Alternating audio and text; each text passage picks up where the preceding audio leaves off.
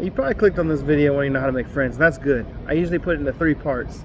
The first part is just introducing yourself. Hi, my name is Chris.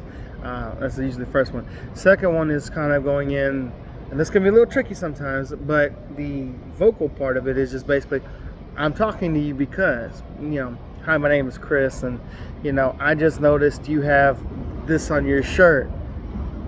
I think that's pretty cool.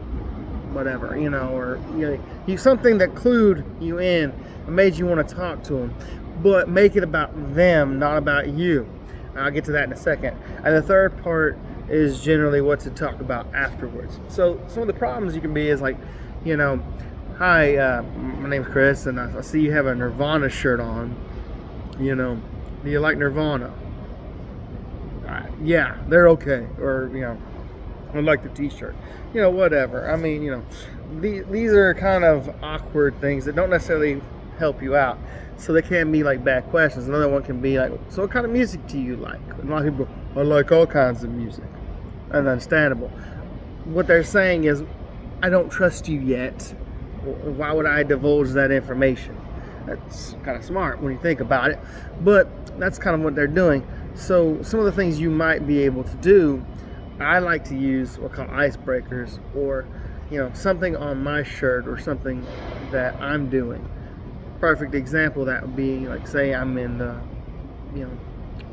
office or something, and I go, hi, I'm new here, my name's Chris, I just want to come and introduce myself. It's like, oh, okay, so that's why you're talking to me. You're new, you're introducing yourself, or like I said, the product. Another thing you can do for icebreakers, if you're not quite so vocal as all that, is like have an art book. If you're an artist, right, have an art book and start drawing. Or if you have a particular book you like to read, don't be upset when they interrupt, but utilize those objects that you have in order to create a conversation. Again, I've done that with art. I'll draw a picture up there and people will make a comment about it. Now, personally, I'm not a great artist. I know that. But I can hold some. And what I usually do is like, yeah. And I would talk a little bit about the art. And they're like, what's interesting? It's like, do you do art? And the conversation can progress from there.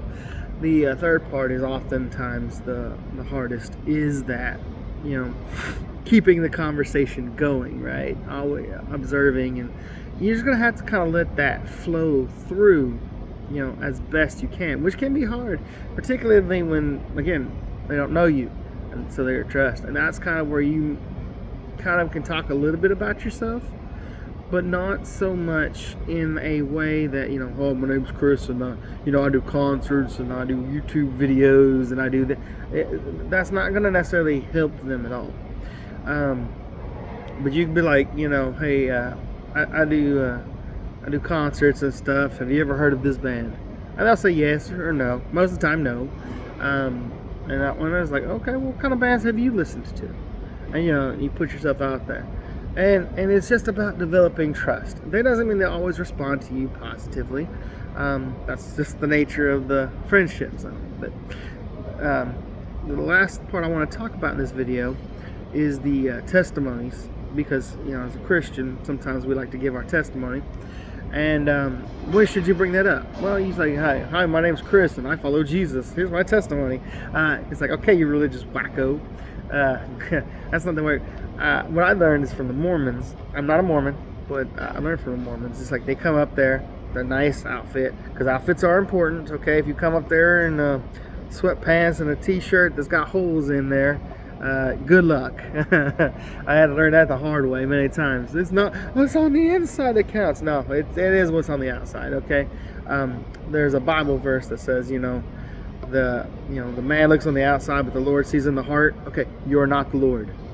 I learned that the hard way. I was like, no, I'm still a man. I still see on the outside. So, but back to the testimony. I learned from the Mormons. They dress nice. They have little name tags on, and they talk. Hi, my name is Elder, whatever their name is, and and stuff. Have you ever heard about Jesus? And you can either ignore them, or say no thank you or whatever, and they usually go away. They're not going to push too hard on you.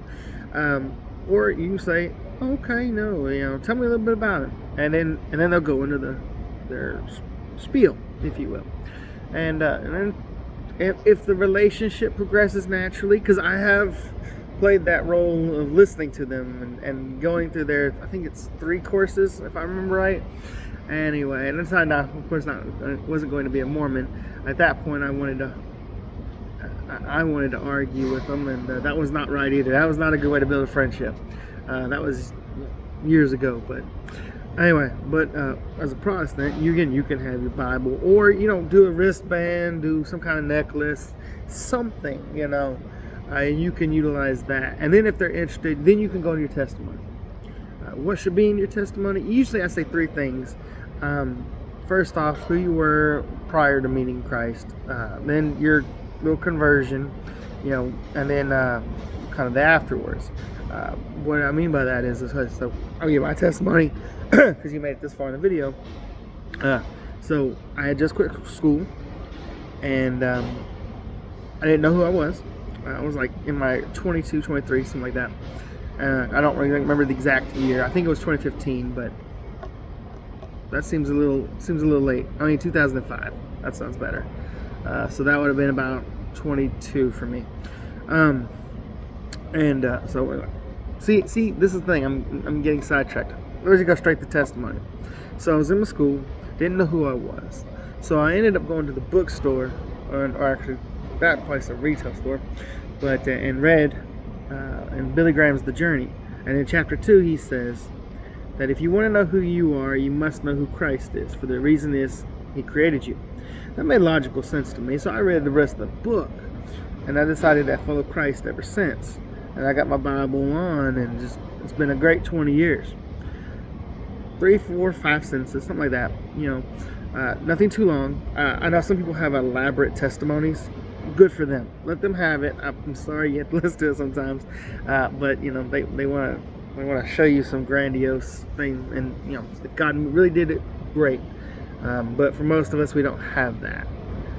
And that pretty much covers the video for making friends. So just remember, introduce yourself, tell them why you're actually talking to them, and make it about them.